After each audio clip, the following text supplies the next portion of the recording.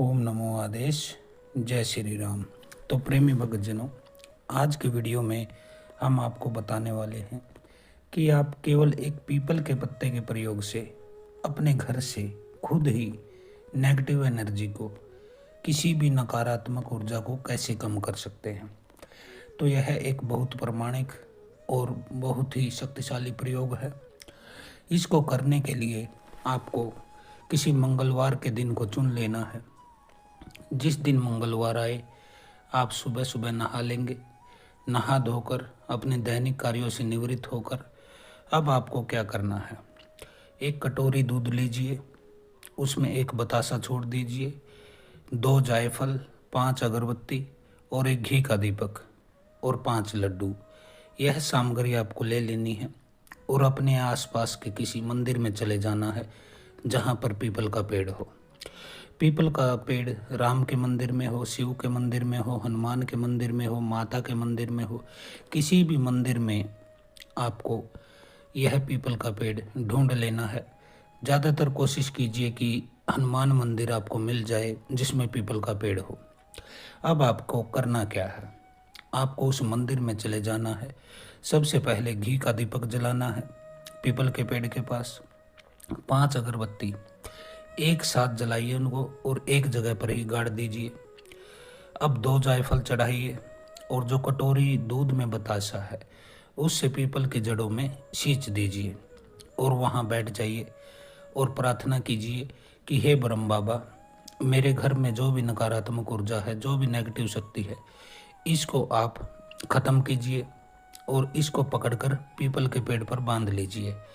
इसके लिए मैं 21 दिन तक भगवान हनुमान के ओम ह्रीम हनुमंता, ओम ह्रीम हनुमंता, इस मंत्र का 11 माला प्रतिदिन जाप करूँगा और 21 दिन बाद मैं आकर आपको भोग चढ़ाऊँगा, हनुमान जी को चोला चढ़ाऊँगा और आपको विसर्जित करने आऊँगा। आप हमारे घर से सभी भी नेगेटिव शक्तियों को, नकारात्मक ऊर्जाओं को पकड़कर पीपल के पेड़ पर बांध लीजिएगा। तो ऐसा आपको करना है। इसके पश्चात आपको उस पीपल के पेड़ से एक साबुत पत्ता तोड़ लेना है। आपको पूरा साबुत तोड़ना है, डंडी सहित और उसकी पूंछ सहित, जैसा कि इस फोटो में दिखाया गया है। पूरा का पूरा पत्ता आपको ले आना है और उसे अपने घर पर लाकर उसके ऊपर रोली से, कुमकुम से, सिंदूर से, लाल रंग के सिंदूर या फिर कुमकुम होना चाहिए, उससे आप लाल चंदन का भी प्रयोग कर सकते हैं, कोई भी लाल वस्तु इनमें से। उसमें आपको थोड़ा सा चमेली का तेल या घी मिला लेना है गर्म करके और उससे ओम लिख देना है। इस पत्ते को आप जहाँ पूजा करते हैं, जो भी आपके घर में मंदिर है, पूजा स्थल है, कोई मूर्ति आपने रख रखी है, दीपक जलाते हैं, जहाँ भी आप घर में पूजा करते हैं, उस स्थान पर इस पत्ते को रख देना है। इसके ऊपर 2 जायफल, 2 सुपारी आपको रख देनी है और पूजा स्थल पर इसको रख के इसके ऊपर गंगा जल का छिड़का दे देना है। गंगा जल न हो तो आप दूध का छींटा दे सकते हैं। अब आपको क्या करना है, अब आपको आसन पर बैठ जाना है। पानी हाथ में लेके दाएं हाथ में संकल्प लेना है कि मैं अपना नाम, पिता का नाम और आपके जहाँ रहते हैं उस जगह का नाम आज संकल्प लेता हूँ कि 21 दिन तक हनुमान जी के ओम ह्रीम हनुमंता, ओम ह्रीम हनुमंता, इस मंत्र का मैं जाप करूँगा। मेरे घर में जो भी नकारात्मक ऊर्जा है, जो भी नेगेटिव शक्तियाँ हैं, जो भी गलत प्रभाव है, बुरा प्रभाव है, उसका समूल नाश हो जाना चाहिए। उसमें मुझे राहत मिलनी चाहिए, मुझे उससे छुटकारा मिलना चाहिए। यदि साधना में कोई भूल चूक हो जाए तो मुझे बच्चा समझकर क्षमा करें। ऐसे संकल्प लेकर जल जमीन पर छोड़ दीजिए और अब अपना माला को उठाइए और माला उठा के बिल्कुल रीढ़ की हड्डी को सीधा करके बैठ जाना है, अपने कंधों को सीधा रखना है और ओम ह्रीम हनुमंता, ओम ह्रीम हनुमंता, इस मंत्र का आपको 11 माला जाप करना है। प्रतिदिन आपको यह 21 दिन तक कार्य करना है।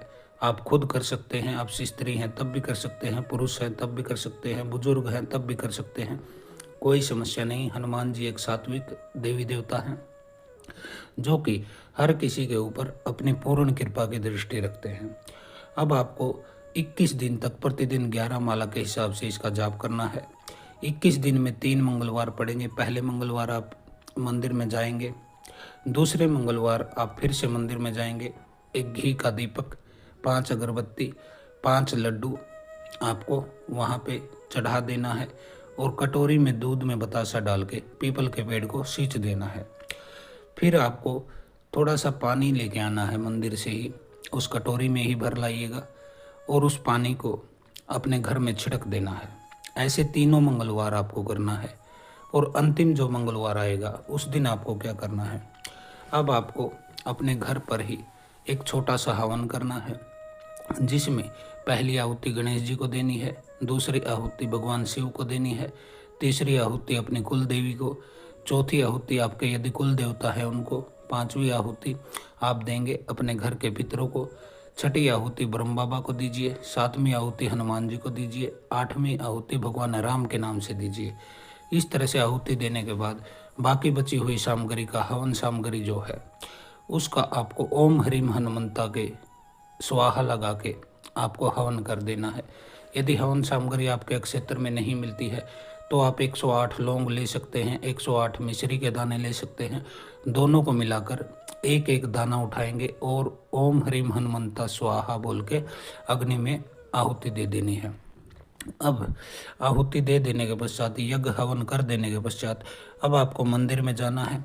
एक कटोरी दूध में बतासा डाल के 2 जायफल ले लेने हैं जो पत्ते के ऊपर रखे हैं, वो पत्ता उठा लेना है। 2 सुपारी जो पत्ते के ऊपर रखी थी वो भी उठा लेनी है।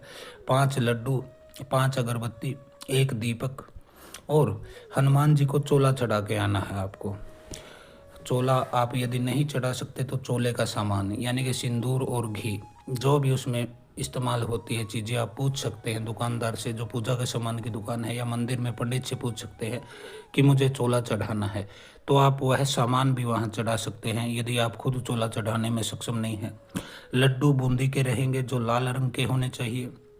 इसके अलावा 2.25 मीटर लाल कपड़ा आपको मंदिर में हनुमान जी की प्रतिमा के आगे चढ़ा देना है।